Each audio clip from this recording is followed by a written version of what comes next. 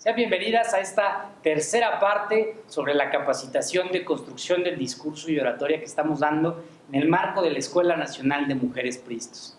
En este tercer video, después de haber visto las características básicas del discurso, después de haber visto cómo vamos a manejar los nervios, vamos a entrar un poco más al fondo, a la carnita de los discursos, para que tengan mayores habilidades, mayores herramientas y que les sea más fácil poder hablar en los distintos espacios donde ustedes se lo propongan. Luego entonces vamos a empezar con uno de los primeros temas acerca de los tipos de discurso, que es el discurso protocolario. En este ambiente en el que nos desenvolvemos, que es el ambiente político, todos hemos estado enfrentados en algún momento a dar un discurso en una inauguración, en una apertura de asamblea, en fin, en algún momento que por sus características nos requiere ciertos elementos protocolarios que hay que respetar, porque al final del día así es el protocolo, así están establecidas las reglas de comportamiento y las reglas de convivencia, y así se tendrá que hacer. Este discurso protocolario, por su importancia, por su relevancia, por lo superior, podríamos llamarle, del foro en el que nos desarrollamos, es entonces de vital importancia para todas ustedes. Así encontraremos que el discurso protocolario tiene tres momentos que debemos de respetar y que van a ser muy importantes. El primer momento es el saludo. Todos estamos acostumbrados a esos discursos donde se avientan las autoridades 20 minutos repasando persona por persona, cargo por cargo, a cada uno de los asistentes que acompañan en presidium y en primera fila. Así, orador tras orador. Y entonces vemos aquellas asambleas donde hay 5 personas en la lista de oradores y las 5 personas recorren uno por uno cada uno de los líderes, de las autoridades o de los personajes que nos acompañan en esa reunión. Hay inclusive quienes se atreven a recorrer una por una a las delegaciones que están dentro de ese evento. Esto evidentemente genera que nuestro discurso deje de ser comprensible y deje de ser memorable. Probablemente será creíble por aquellos a los que saludamos, pero no vamos a cumplir con esas dos premisas básicas, que sea un discurso comprensible y que sea un discurso memorable.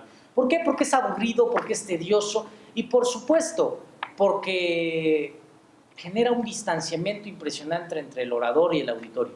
Sin embargo, hay que respetar el saludo. Por eso, les voy a proponer una serie de atrevimientos que nos podemos tomar al momento de enfrentarnos a un discurso protocolario. Hay una ley que hay que respetar y es la primera ley que respetarán. Si son las primeras en hablar en un evento protocolario, forzosa y rigurosamente tienen que saludar a todos y cada una de las autoridades y líderes que por su importancia o por su relevancia se merezcan el saludo particular. Si les tocó ser las primeras, no hay forma, no vamos a poder hacer nada para hacer más cómodo ese saludo, porque hay que respetar los protocolos.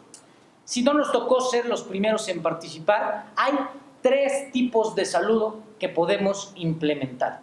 El primero es saludar a la persona de mayor jerarquía en lo particular y después saludar en lo general a los demás asistentes que tendrán algún tipo de importancia.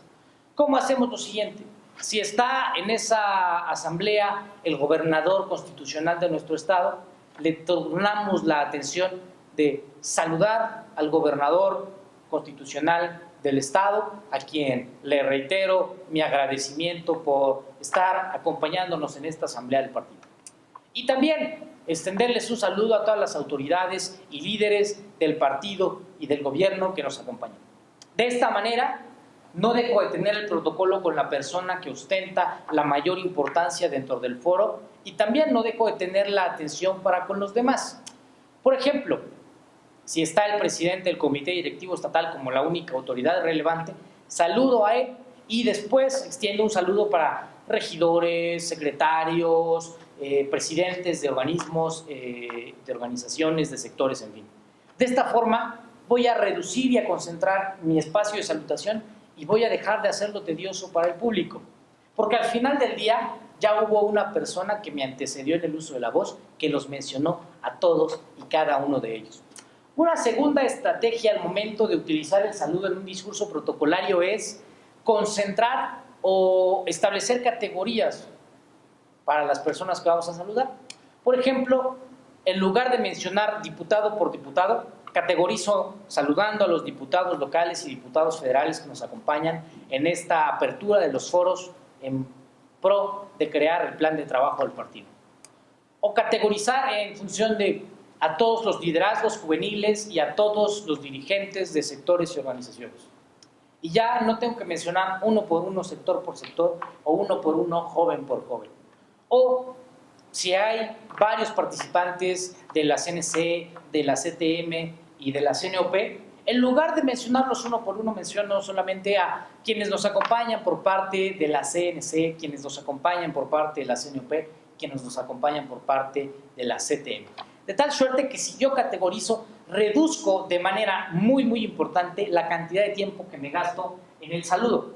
Y ahí les va el tercer elemento que podemos utilizar para respetar el protocolo del saludo, que es la parte más arriesgada, que por supuesto necesita que se sientan muy cómodas haciéndolo y que tengan una habilidad más desarrollada, mucho más avanzada en cuestión de cómo dan los discursos, que es administrar el saludo a lo largo de todo nuestro discurso. Si tenemos 5 minutos de tiempo para hablar, en lugar de gastarnos el minuto inicial en el saludo, podemos administrarlo a lo largo de todo el discurso de tal suerte que genere un discurso donde, si voy a hablar de la importancia de la mujer en el partido, comienzo hablando con mi exordio sobre, todos recordaremos a las Adelitas que en la época revolucionaria combatían del lado de los revolucionarios. Esas Adelitas fuertes, luchonas y entronas, como lo es nuestra presidenta del DIF estatal, a quien le reitero un saludo. Y continúo hablando sobre el papel de la mujer en las labores de gobierno. Y entonces saludo a todas nuestras diputadas que ejercen un papel muy importante creando las leyes que serán votadas en nuestro Congreso. Y continúo hablando de la importancia de la mujer hasta llegar a saludar a todas las lideresas del Organismo Nacional de Mujeres Priistas. Y continúo dando mi discurso hasta que llego al cierre y me permito entonces saludar a la secretaria general del Comité Directivo Estatal. En fin, no evito la salutación, sino que la administro a lo largo del discurso, rompiendo de alguna manera el protocolo, haciéndolo mucho más ameno, amigable y disfrutable para el público, sin dejar de darles la atención a todas aquellas autoridades o personajes que se lo merecen. Si voy a hacer esto, tengo que estar muy consciente de dos cosas: de respetar jerarquías y de que los momentos en los que introduzcamos los saludos tengan que ver con el tema. Porque si generamos cortes abruptos dentro del discurso, lo único que vamos a demostrar es una falta de organización. Después, el desarrollo del discurso protocolario por sus características nos implica un desarrollo mesurado, poco pasional, poco emotivo. ¿Por qué? Porque al final del día las emociones y las pasiones no respetan el protocolo. De ahí entonces que tendrán ustedes que cuidar en no gritar demasiado o no emocionarse hasta el momento en el que sientan ganas de llorar o hasta el momento en el que sientan ganas de correr a abrazar a alguien. El discurso protocolario es un discurso serio, es un discurso que requiere de cierta pasividad por parte del orador. Sin embargo, eso no implica que no podamos tomarnos ciertos préstamos para dentro del discurso protocolario imprimir emociones o imprimir pasiones siempre y cuando sean mesuradas y sean acorde a la dinámica y a la lógica que estamos llevando dentro de nuestro discurso. Y por supuesto, el discurso protocolario no echa mano del humor ni de la comedia. Es de muy mal gusto que en un evento protocolario se cuenten chistoretes, se diga, estoy muy nervioso, ustedes disculparán, que en un discurso protocolario digan, pues no preparé nada, si me notan desorganizado, discúlpenme, porque eso solo habla de la falta de compromiso que tenemos para con el auditorio y para con el espacio donde vamos a dar nuestro discurso protocolario. Y luego viene el cierre. El cierre del discurso protocolario es quizá la parte medular y más importante de todo un acto protocolario. Aquí sí, en el cierre se permite la fuerza, se permite la pasión y se permite la emoción. Uno de los cierres más famosos que tenemos dentro de nuestro partido es cerrar las participaciones protocolarias con los vivas. Todas ustedes habrán visto algún discurso donde el líder, la autoridad o el gobernante emanado de nuestro partido termina su discurso con el siguiente vitoreo: ¡que viva el PRI! ¡Que viva el PRI! ¡Que vivan las mujeres del PRI! Y entonces el público enardecido contesta a cada uno de esos vivas con un viva respectivo.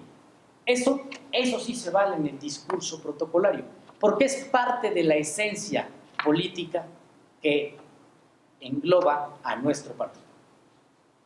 Y entonces, como ya les decía, hay ciertos elementos en los cuales ustedes pueden aprovechar para romper el protocolo. Sin embargo, romper el protocolo exige límites. Como bien les comentaba, si nos toca ser las primeras en intervenir, no podemos evitarnos el saludo o innovar en la forma de saludar. Igualmente, si vamos a atrevernos a saludar a lo largo de todo el discurso, tenemos que estar muy conscientes que eso podría herir susceptibilidades o que eso podría generar una falta de atención por parte del auditorio. Hay que estar conscientes en hacia quién nos dirigimos y, como lo veíamos en nuestro primer discurso, definir el objetivo de por qué y para qué queremos hablar. Porque eso nos va a facilitar entonces, si nuestro objetivo es ser completamente disruptivas, porque también se vale, que rompan el protocolo de la mayor manera posible. Pero eso solo se consigue teniendo claros los objetivos, teniendo claras las estructuras y estando conscientes que hay reglas que no se pueden romper. Luego tenemos el discurso según las audiencias a las que nos enfrentemos. No va completamente deslindado del discurso protocolario, porque el discurso protocolario también atiende a audiencias, pero vamos a verlo como un punto aparte. El discurso se puede englobar en tres distintos tamaños de audiencia: las pequeñas, las medianas y las grandes audiencias. Si tenemos conciencia de cuál es nuestra audiencia, vamos a poder generar distintos tipos de discurso según sea el espacio en el que nos englobemos. Las pequeñas audiencias van a ser aquellas que sean de menos de 20 personas. ¿Por qué es importante generar esta categorización? Porque cuando hablamos ante menos de 20 personas, no debemos de respetar ninguna regla de protocolo. No tiene caso saludar a 5 de las 20 personas de manera particular, porque es un ejercicio ocioso, porque todos estamos en un ambiente de camaradería, de complicidad y de intimidad. En estos discursos de pequeñas audiencias, el diálogo se fomenta más que el discurso mismo. Luego, entonces, no tenemos que respetar al pie de la letra nuestra estructura, siempre y cuando respetemos firmemente el objetivo para participar en esa pequeña audiencia. En las pequeñas audiencias, los juegos de voz, como la modulación, la velocidad y el timbre, antes que hacer que la audiencia lo disfrute, nos quita naturalidad. En las pequeñas audiencias no es necesario que hagan demasiados juegos de subir, bajar, correr, reducir, hacer pausas, porque eso nos va a hacer vernos falsos. Y, por último, en las pequeñas audiencias no vamos a tener el peso o la carga de los nervios, porque al final del día es un espacio donde nos podemos sentir mucho más cómodos. Ojo, no quiere decir que no vaya a haber nervios. Evidentemente, si esa pequeña audiencia es el comité directivo estatal, pues se generará algún tipo de fuerza o de peso que nos haga sentirnos nerviosas. Pero tener esa conciencia y esas atenciones con las pequeñas audiencias nos va a permitir generar discursos que sean más comprensibles, que sean más creíbles, que sean más memorables y que consigan un mayor impacto. Luego vienen las medianas audiencias, que vamos a hacer aquellas audiencias en las que tenemos de 20 a un límite más desdibujado hacia arriba. ¿Por qué? Porque para algunas una mediana audiencia será 50 personas y habrá quienes ya se sientan cómodas manejando como mediana audiencia a cientos de personas. El punto está en que entre las medianas y las grandes audiencias, básicamente lo que nos va a diferenciar es el tipo de auditorio, el tipo de espacio en el que estamos hablando. De tal suerte que las grandes audiencias pues van a ser aquellas que se presenten en explanadas, en auditorios formales, que se presenten en estadios, que se presenten en salones y que nos exijan sobre todo la presencia de un templete, porque si no las personas que estén hasta atrás no nos van a ver. Esas van a ser los límites a lo alto en las medianas audiencias. Y con las medianas audiencias evidentemente sí podemos echar mano de todos los elementos de la voz a fin de volver rico nuestro discurso. Con las medianas audiencias es muy importante que estemos conscientes que respetar nuestra estructura va a ser de vital importancia, porque una mediana audiencia nos pone atención a lo largo del discurso. Y por supuesto, una mediana audiencia es mucho más fácil que nos critique y cuestione a lo que decimos. Por eso, a una mediana audiencia hay que tenerle mucho respeto en cuestión a la información que le manejamos. A una mediana audiencia no podemos mentirle, no podemos inventarle o no podemos darles datos sesgados. Hay que tener eso en mucha consideración. Y nos daremos cuenta que una de las particularidades más características de los discursos ante medianas audiencias es que posteriormente se abre el micrófono para la discusión de las ideas, para las preguntas y para que nosotros como oradores respondamos a esas inquietudes y a esos cuestionamientos que tendrá el auditorio para con nuestra persona. Ojo, esto no se tiene que dar necesariamente de manera formal. Probablemente por los tiempos hablaron que una mediana audiencia implique que no les den el micrófono, pero sí después habrá un espacio de convivencia post-evento donde platicaremos, harán grupitos y estaremos enfrentados al escrutinio de esa mediana audiencia. Contrario a lo que sucede en los discursos ante grandes audiencias. Los discursos ante grandes audiencias difícilmente nos van a cuestionar, porque además difícilmente vamos a captar la atención durante todo el discurso. La gran audiencia, por lo regular, va para contagiar energía, va para contagiarse de entusiasmo y va para generar y demostrar músculo.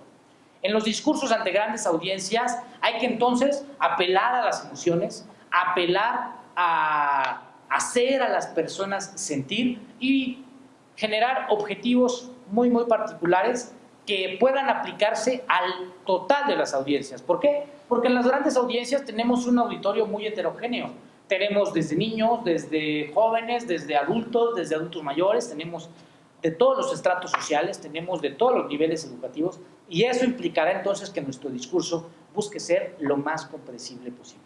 De tal suerte que, respetando estas tres audiencias y tomando en consideración estos elementos que son característicos de ellas, ustedes podrán desempeñarse de una mejor manera en sus discursos, en sus intervenciones y generar una mejor capacidad y un mejor impacto con sus discursos. Y luego viene, hablando de tipos de discurso, lo que yo les voy a recomendar como lo mejor que pueden hacer. 1, para sentirse cómodas y seguras. 2, para estar conscientes de lo que conocen y sentirse seguras de ello. Y 3, para hacer discursos comprensibles, creíbles y memorables. Esto tiene que ver con contar historias. A todos nos gustan las historias. Y si dentro de nuestros discursos contamos historias, vamos a ser más comprensibles, porque las historias son sumamente sencillas y todo el mundo las entiende. Vamos a ser creíbles porque en medida en que nuestra historia sea real o tenga elementos de realidad, las personas se van a identificar y van a creer en ello. Y por supuesto vamos a ser memorables porque todo mundo recordamos las historias. Nuestro pensamiento y nuestra mente actúa de manera hedonista. ¿Qué quiere decir hedonista? Actúa en búsqueda del placer y la satisfacción. Y las historias son muy placenteras. Por eso triunfan las telenovelas. Por eso programas como La Rosa de Guadalupe o Cada Quien Su Santo tienen tanto éxito en los programas de televisión, porque cuentan historias. Ustedes habrán dado cuenta que los programas de concurso, más que las habilidades o las capacidades que tienen los concursantes, la historia del concursante es lo que genera rating. No es el hilo negro. Contar historias lo hacen también ya los grandes líderes y los grandes políticos. ¿Y por qué lo hacen? Pues porque contar historias tiene 4 elementos. Es simple.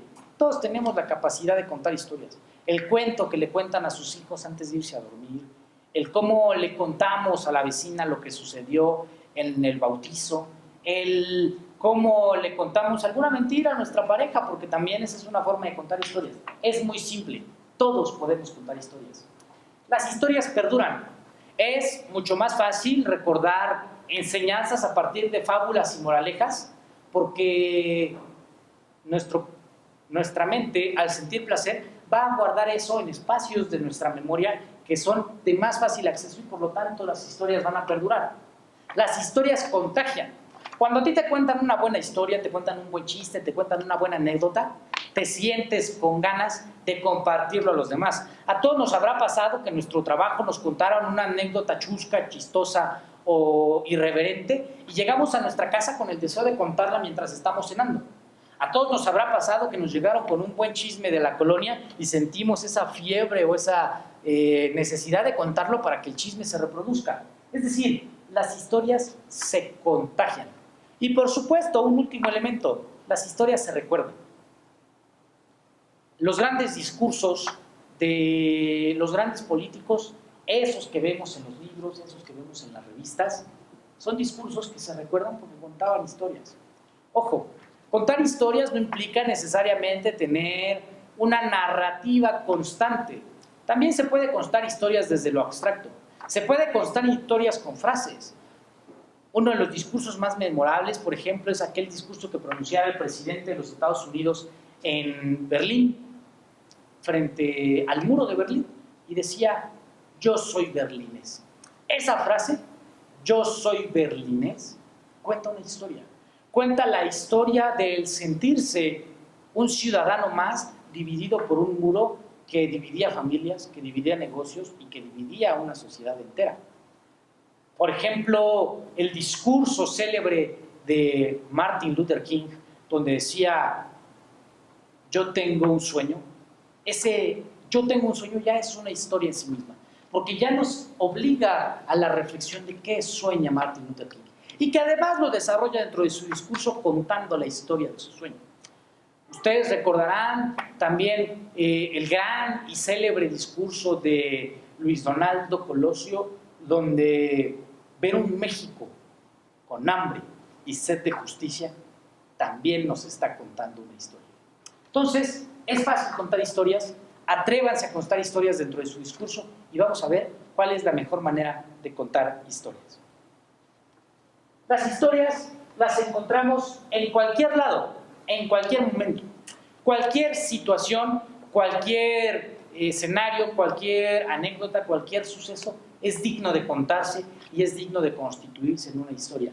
Hasta las cosas menos interesantes que pudiésemos creer que resultarían para las personas pueden tener los impactos más positivos.